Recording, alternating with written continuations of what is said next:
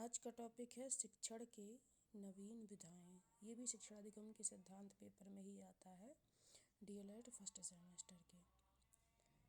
तो इस पे थोड़ा लॉन्ग है तो इसलिए इसको एक्सप्लेन नहीं करेंगे, ऐसे ही डायरेक्ट आप पिक्चर देख करके आप इसको अध्ययन कर लेना। स्क्रीनशॉट ले करके देखिए। तो शिक्षण की नवीन विधाएं, तो इस शिक्षण की नवीन विधाओं को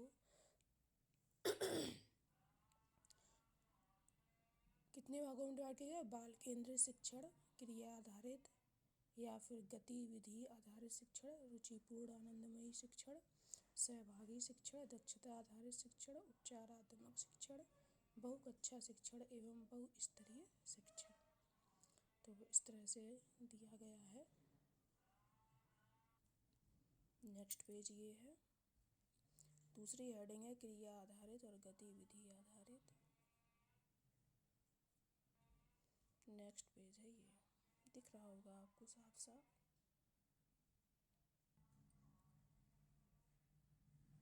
तीसरी है रुचिपूर्ण आनंदमयी शिक्षण, उसके उद्देश्य दिए गए हैं। सहभागी शिक्षण दिया गया है। इस तरह से सारी पॉइंट्स क्लियर हैं। आप इसको पढ़ करके मेरे हिसाब से बहुत अच्छे से इसको समझ सकते हैं।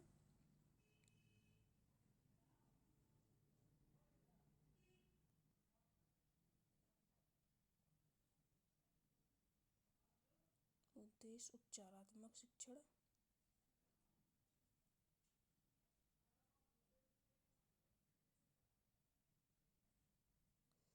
इसमें ब्लायर के शब्दों में दिया गया है। मंदबुद्धि छात्रों के लिए उपचारात्मक शिक्षण दिया गया है। प्रखर बुद्धि वाले छात्रों के लिए उपचारात्मक शिक्षण, जिन पे ये चार चार बिंदु दिए गए हैं जो समझने के लिए पर्याप्त है। बहुत ही सरल और सुगम भाषा में है, स्पष्ट है। इसको अगर आप 2 बार रिपीट करके पढ़ लेंगे तो पूरा का पूरा मैटर क्लियर हो जाएगा।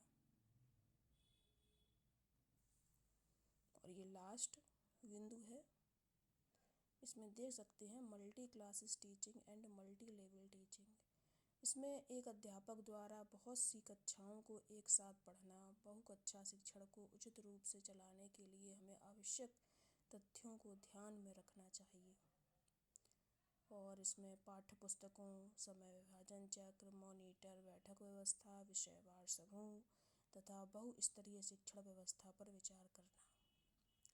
विभिन्न स्तर के छात्रों को एक साथ पढ़ाना बहुस्तरीय कक्षा शिक्षण कहलाता है। दूसरे शब्दों में इसका अर्थ है अलग अलग स्तर के तेज और कमज़ोर छात्रों को साथ साथ सिखाना और सीखना।